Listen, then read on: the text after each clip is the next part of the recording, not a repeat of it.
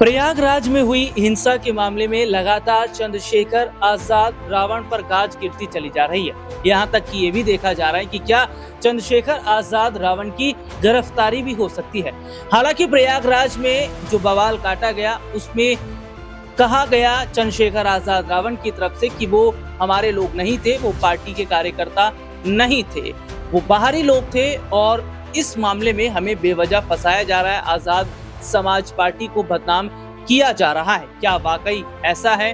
क्योंकि हाल ही में देखने को मिला कि उत्तर प्रदेश के अंदर ही कुछ दलितों के साथ जिस तरीके से लगातार घटनाएं बढ़ती चली जा रही हैं और एक दलित बच्ची के साथ जो दुष्कर्म हुआ उस मामले में चंद्रशेखर आजाद रावण जो है उस परिवार से मुलाकात करने जा रहे थे, लेकिन बीच में उन्हें हाउस अरेस्ट कर लिया जाता है। उसके बाद में उनके जो समर्थक हैं वो सड़कों पर उतर आते हैं और ऐसे में ये देखा जा रहा है कि क्या वाकई चंद्रशेखर आजाद रावण ने एक बड़े आंदोलन की बात भी कही है, जो कि प्रदेश की राजधानी लखनऊ से उसकी शुरुआत होगी।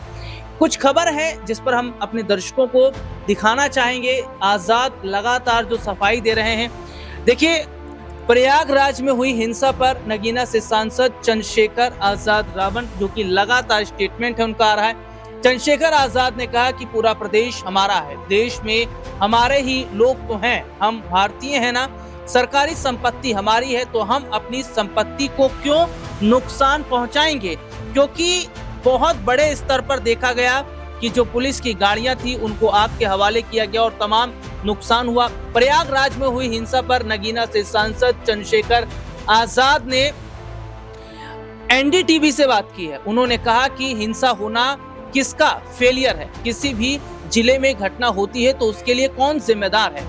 यहाँ वहां के इंटेलिजेंस, पुलिस और प्रशासन का फेलियर है। यह मेरा फेलियर नहीं है, ये एजेंसियों का फेलियर है। हिंसा में किसका नुकसान हुआ है यह जानना जरूरी है, हिंसा में कौन फंसे हैं यह भी समझना जरूरी है। पहले दिन लोगों ने चला दिया कि भीम आर्मी के लोगों ने या फिर आजाद समाज पार्टी के लोगों ने हिंसा कर दी।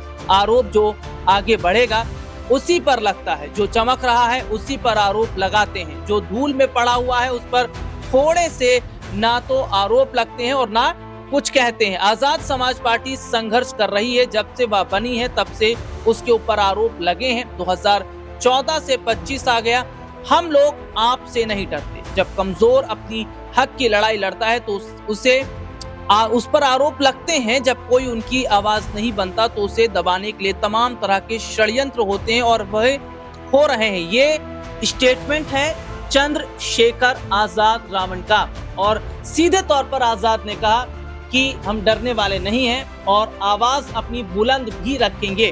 तो इस पूरे मामले में अब देखा जा रहा है बसपा सुप्रीमो मायावती की क्या यहाँ एंट्री होती नजर आएगी, क्योंकि दलितों की सबसे पुरानी पार्टी बसपा रही है और पार्टी की जो मुखिया है मायावती, उन्होंने हमेशा से जो दलित का शोषण हुआ है या जिस तरीके से दलितों को दबाया गया है उन मुद्दों पर बोला है। तो ऐसे में क्या ये जो घटनाएं लगातार बढ़ रही हैं, हाल ही में एक देखा जाता है जो मामला सामने आया कि उत्तर प्रदेश से ही एक दलित युवती थी, उसको केरल ले जाया जाता है, धर्मांतरण की भी वहां पर बात आ रही है। तो क्या लगातार ये जो मुद्दे हैं दलितों से जुड़े, इस पर अब मायावती और आजाद एक साथ आते नजर आएंगे। और सबसे बड़ी बात देखिए ये देखी जा रही है कि क्या 2027 के यूपी विधानसभा चुनाव से पहले मायावती और आजाद अगर एक साथ आते हैं तो इसका बड़ा फर्क 27 के चुनाव पर पड़ता नजर आएगा। क्योंकि देखिए मायावती बीते काफी समय से राजनीति में उतनी एक्टिव नहीं है और लगातार देखा जा रहा है कि पार्टी का जो ग्राफ है वो भी गिरा है और इसके साथ ही साथ उनके जो विधायक पहले जीता करते थे वो भी अब कहीं ना कहीं कम होते नजर आए।